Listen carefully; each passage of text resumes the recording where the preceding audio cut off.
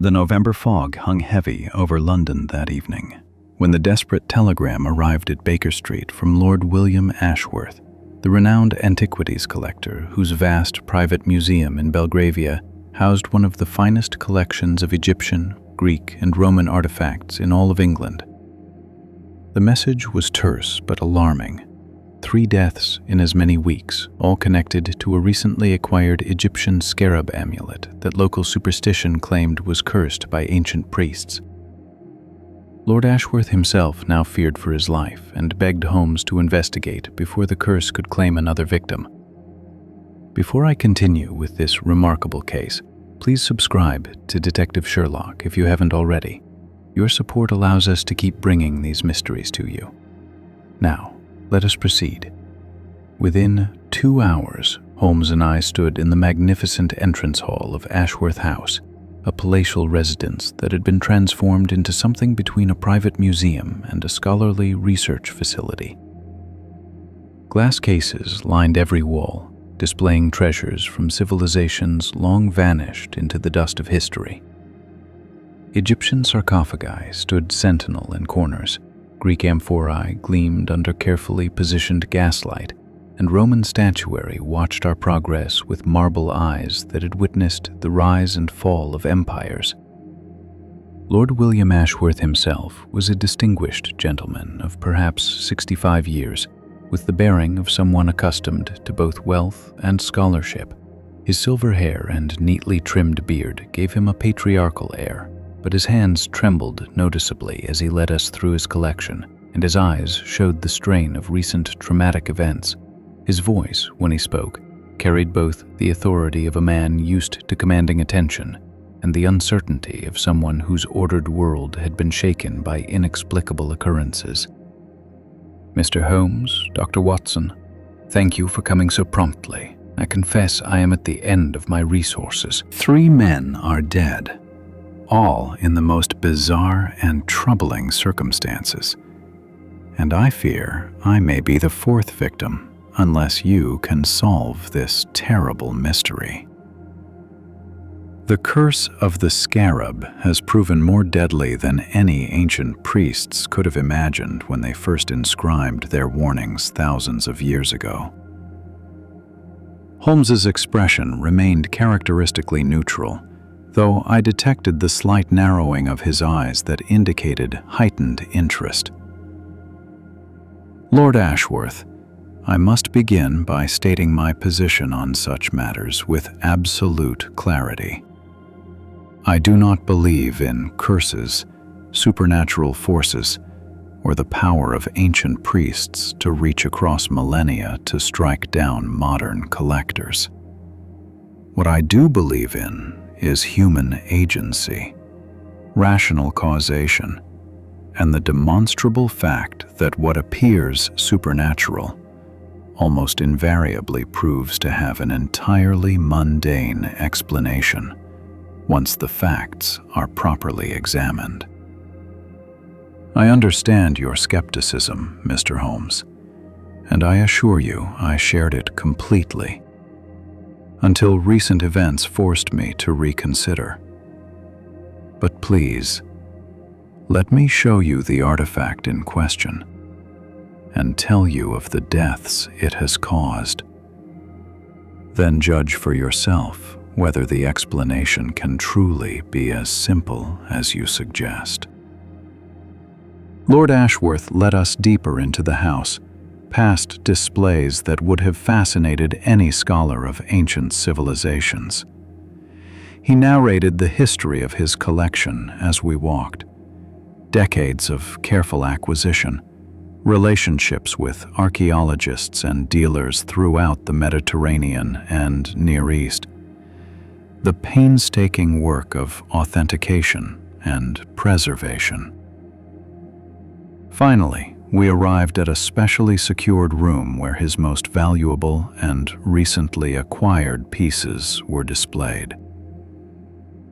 In the center of this chamber, beneath a glass dome and illuminated by carefully positioned lights, sat the object that had ostensibly brought death to Ashworth House. It was a scarab amulet of unusual size, perhaps 3 inches in length, carved from what appeared to be lapis lazuli of extraordinary quality. The deep blue stone was inlaid with gold hieroglyphics that formed a complex pattern across its surface, and the craftsmanship was so exquisite that even in my limited knowledge of Egyptian art, I could recognize this as a masterpiece of ancient workmanship. "Beautiful, is it not?"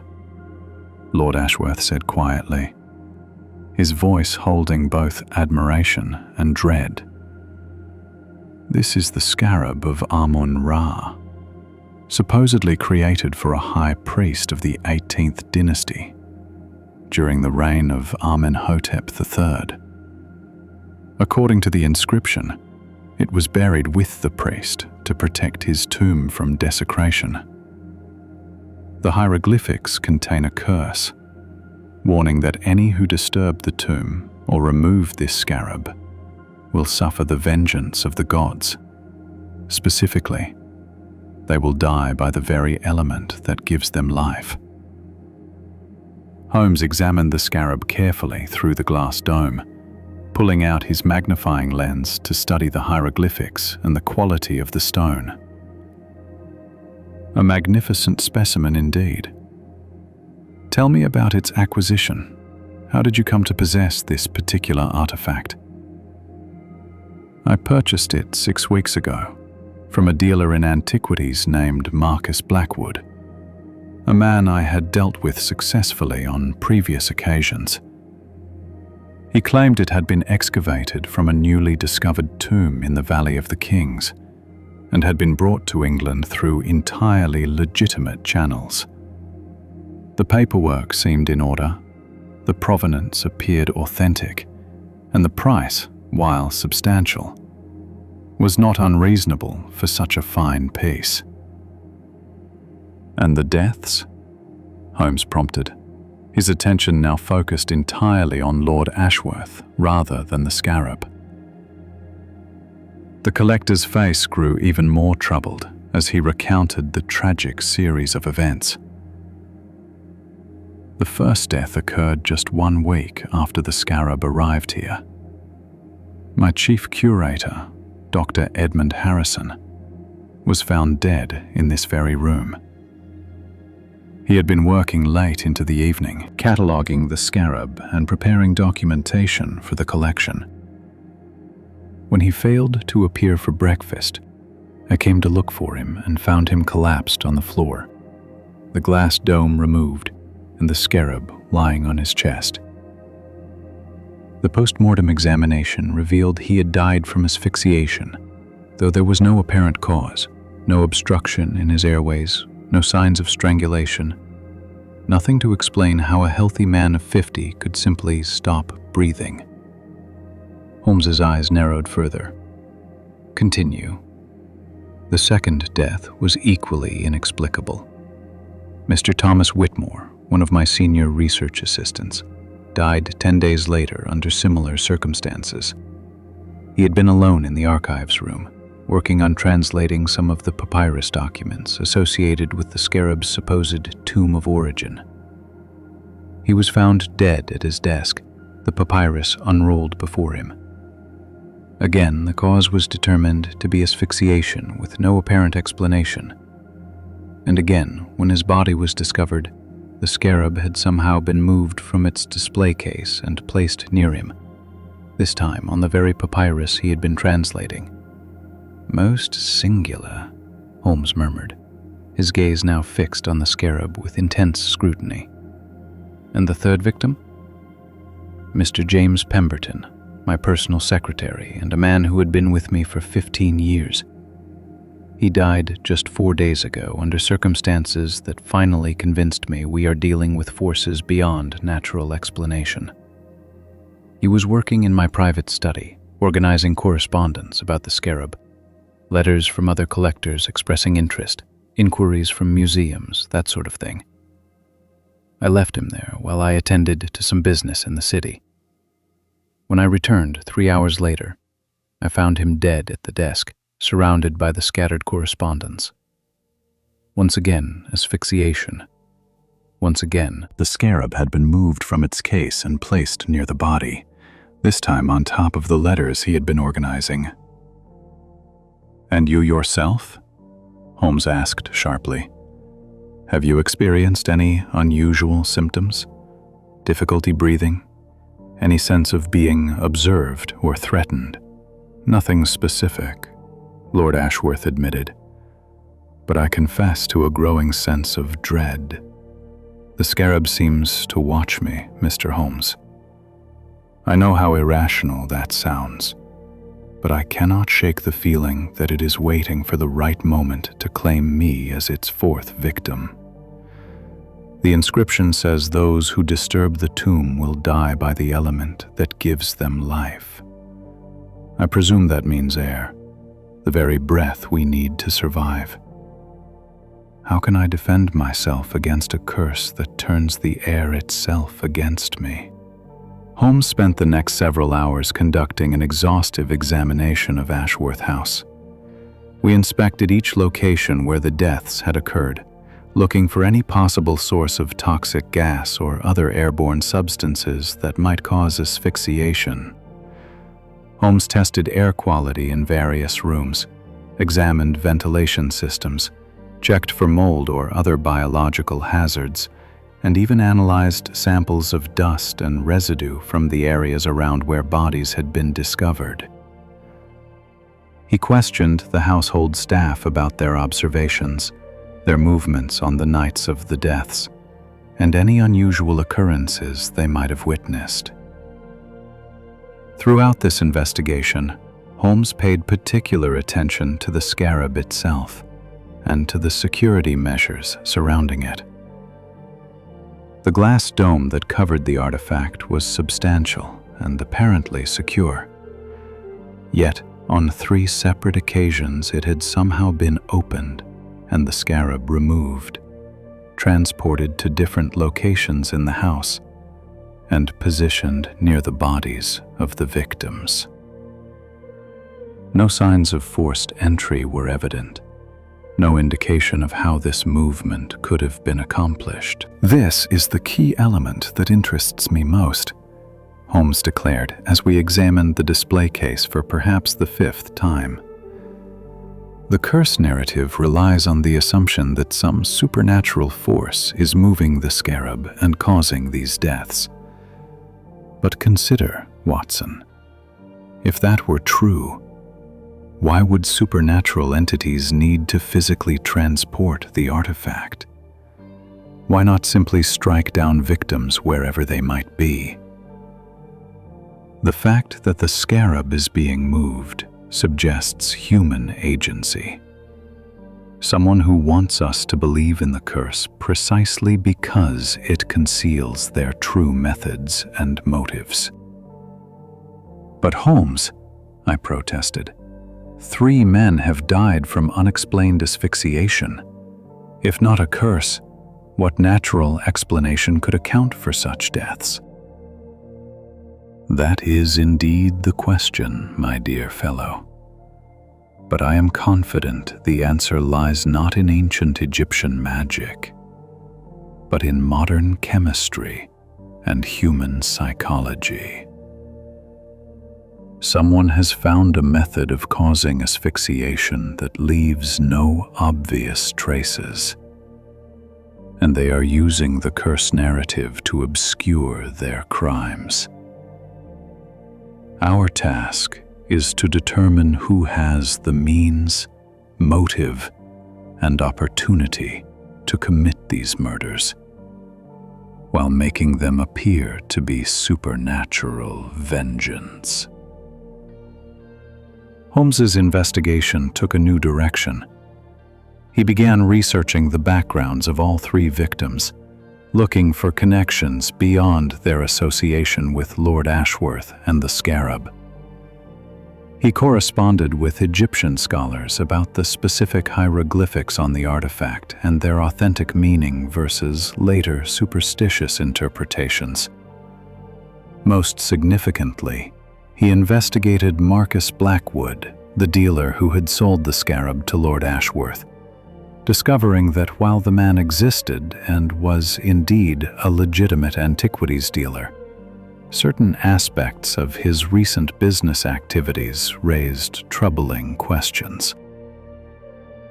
Blackwood has been selling artifacts from supposedly newly discovered tombs with remarkable frequency, Holmes noted as he reviewed his findings. In the past year alone, he has brought to market more than 24 significant pieces, all claiming to be from fresh excavations. Yet my contacts in Egypt report no major archaeological discoveries during this period that would yield such a trove of artifacts. I suspect Mr. Blackwood is involved in tomb robbery and the illegal export of Egyptian antiquities, a lucrative but highly criminal enterprise. But what has this to do with the deaths at Ashworth House? I asked. Perhaps everything, Watson. Consider, Lord Ashworth is a prominent collector with connections to museums and academic institutions. His acquisition of questionable artifacts could potentially expose Blackwood's illegal operations if those artifacts were ever properly examined by experts. What if the 3 victims were all involved in attempting to authenticate the scarab's provenance? What if they had discovered evidence that it was stolen, rather than legitimately excavated? This theory led Holmes to examine the work of the 3 deceased men more carefully. Dr. Harrison's notes revealed he had been attempting to date the scarab using advanced analytical techniques and had written to several colleagues in Egypt requesting information about recent tomb excavations. Thomas Whitmore's translations of the papyrus documents had apparently revealed inconsistencies that suggested the documents might be elaborate forgeries created to provide false provenance for stolen artifacts. And James Pemberton's correspondence had included a draft letter to the British Museum expressing concerns about the scarab's authenticity and requesting their expert opinion. Each man was moving toward exposing Blackwood's fraud, Holmes concluded.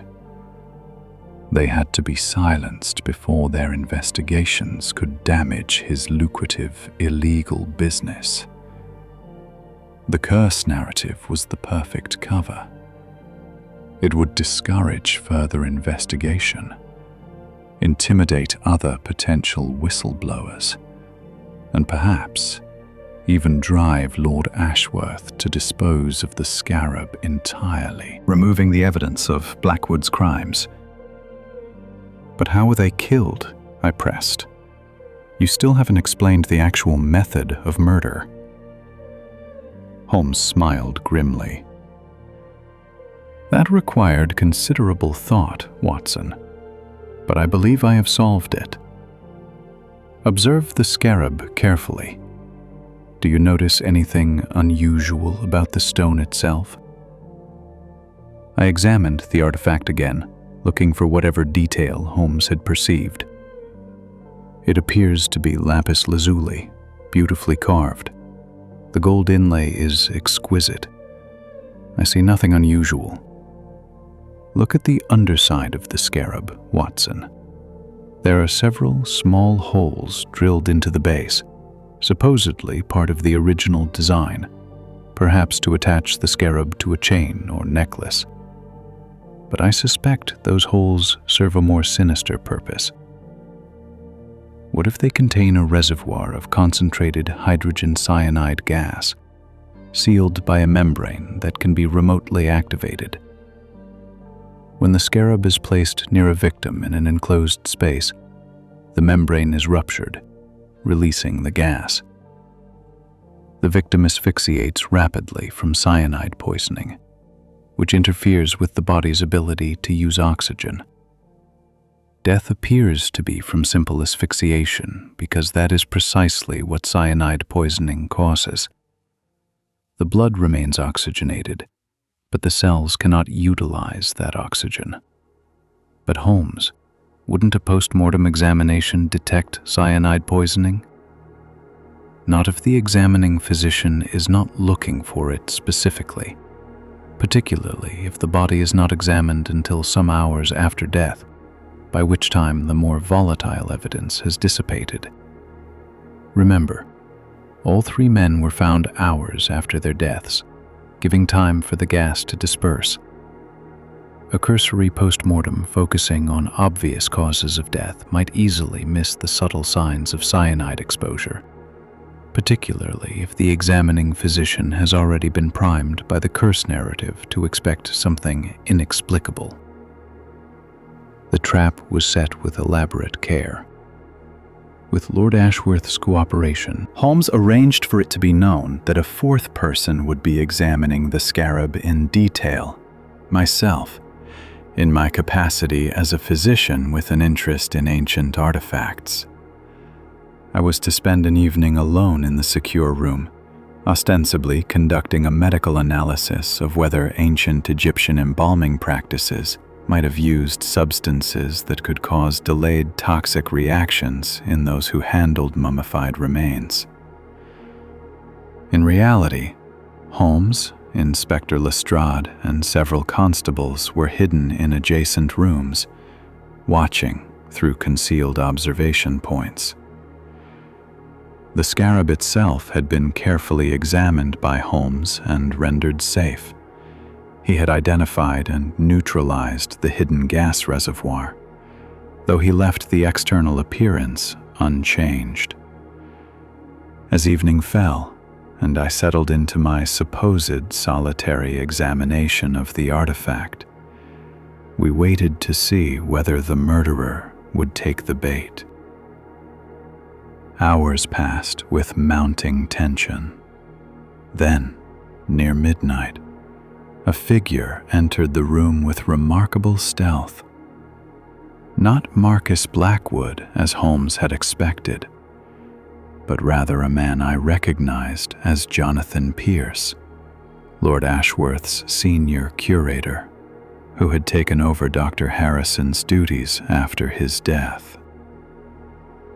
Pierce approached the scarab with a small mechanical device, clearly intending to activate the poison gas mechanism. At that moment, Holmes, Lestrade, and the constables burst from concealment. Pierce attempted to flee, but was quickly apprehended. The device he carried proved to be an ingenious mechanism for remotely triggering the release of gas from the scarab's hidden reservoir, exactly as Holmes had theorized. Confronted with overwhelming evidence, Pierce eventually confessed to all three murders. He was not, as it turned out, primarily motivated by protecting Marcus Blackwood's illegal antiquities trade, though he had been complicit in that enterprise. His true motive was more venal. Pierce had been systematically stealing valuable artifacts from Lord Ashworth's collection over a period of years, replacing them with clever forgeries and selling the originals through Blackwood's network. Dr. Harrison had been on the verge of discovering this theft through his authentication work.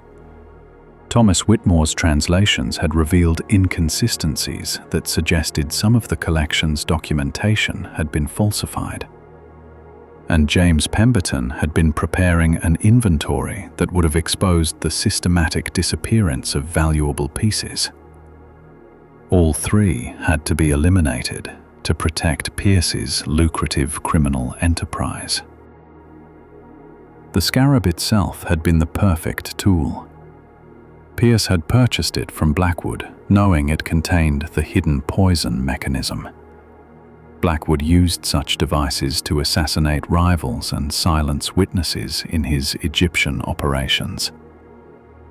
Pierce had modified it for his purposes, creating the elaborate curse narrative to provide cover for the murders. Each killing had been carefully staged to appear as fulfillment of the ancient curse, relying on people's willingness to believe in supernatural explanations, rather than recognizing human malice. You took advantage of people's fascination with ancient Egypt and their superstitious fear of curses, Holmes told Pierce coldly as he was led away. You understood that presenting murders as supernatural vengeance would discourage rational investigation. It was nearly perfect, except that you underestimated the fact that not everyone is willing to accept impossible explanations when natural ones exist. The case concluded with Pierce and Blackwood both facing trial for multiple murders, theft, and smuggling of stolen antiquities. Lord Ashworth's collection was thoroughly audited, revealing that nearly 30% of his most valuable pieces had been replaced with forgeries over the previous 5 years. A devastating blow to his reputation and his life's work. The authentic scarab of Amun-Ra, once disarmed of its poison reservoir, was authenticated by experts and eventually returned to Egypt to be displayed in the Cairo Museum, where it properly belonged. Several weeks after the conclusion of the case, Lord Ashworth called at Baker Street to express his gratitude to Holmes. He looked older than when we had first met him, the strain of discovering how thoroughly he had been deceived having taken its toll. But there was also a certain relief in his manner.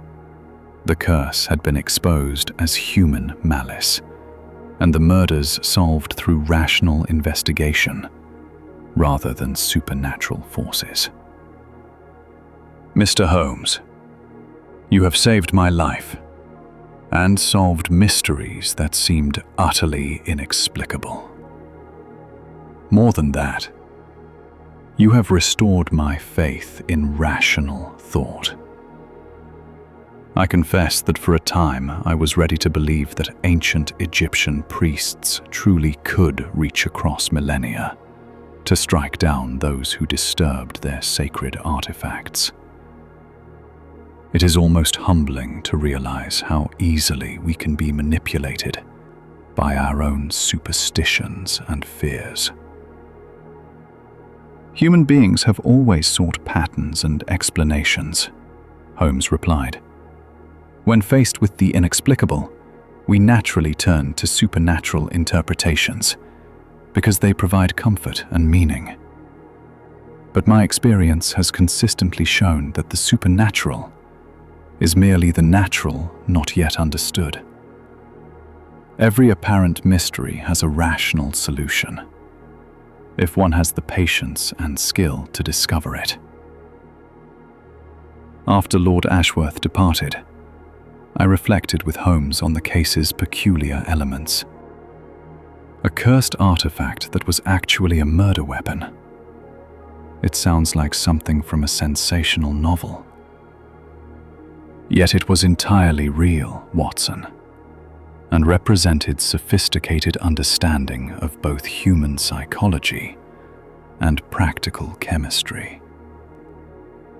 Theiss recognized that people's belief in ancient curses could be exploited to conceal modern murder. He understood that presenting the deaths as supernatural would discourage the kind of rigorous investigation that might reveal his true methods, and he nearly succeeded. Had Lord Ashworth not contacted me when he did, Pierce might have continued his systematic elimination of anyone who threatened to expose his crimes. The poison mechanism particularly interests me from a medical perspective, I observed. Using hydrogen cyanide in such a manner, it's diabolically clever and entirely detectable if one knows what to look for, Holmes countered. Pierce's error was assuming that asphyxiation would be accepted as the cause of death without further investigation. He failed to account for the fact that unexplained deaths naturally attract scrutiny, particularly when they occur in succession and under similar circumstances. His curse narrative, while initially effective, ultimately drew more attention to the scarab rather than less. The case remained in my notes as one of the most elaborate uses of supernatural beliefs to conceal mundane criminal activity that Holmes had encountered. It demonstrated how easily fear and superstition could be weaponized, how objects of historical and cultural significance could be perverted into instruments of murder, and how important it was to maintain rational skepticism even when confronted with apparently inexplicable phenomena. Years later, when I published an account of the case, it attracted considerable attention from both the general public and from scholars of Egyptian archaeology. The revelation that valuable artifacts were being systematically stolen from tombs and brought to European markets through illegal channels prompted diplomatic efforts to address the problem. International agreements were eventually established to regulate the antiquities trade and protect archaeological sites from exploitation. Holmes kept among his souvenirs a small photograph of the scarab of Amun-Ra, taken before it was returned to Egypt. He occasionally showed it to visitors interested in the intersection of archaeology and crime, explaining how an object of genuine historical importance had been transformed into a murder weapon through the addition of modern poison technology and the exploitation of ancient superstitions. The case also strengthened Holmes's conviction that supernatural explanations for crimes should always be the last resort rather than the first assumption. "When you have eliminated the natural," he often said, paraphrasing his own famous dictum, "whatever remains, however supernatural it may appear, is probably just a criminal who has read too many Gothic novels and believes he can exploit people's credulity."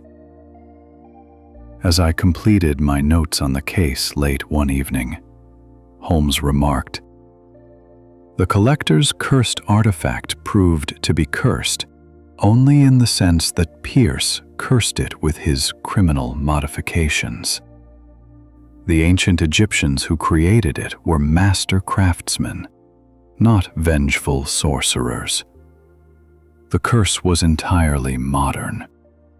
The greed of men who would kill to protect their illegal profits and cover their thefts. There is nothing supernatural about murder, Watson. It is the most human of crimes."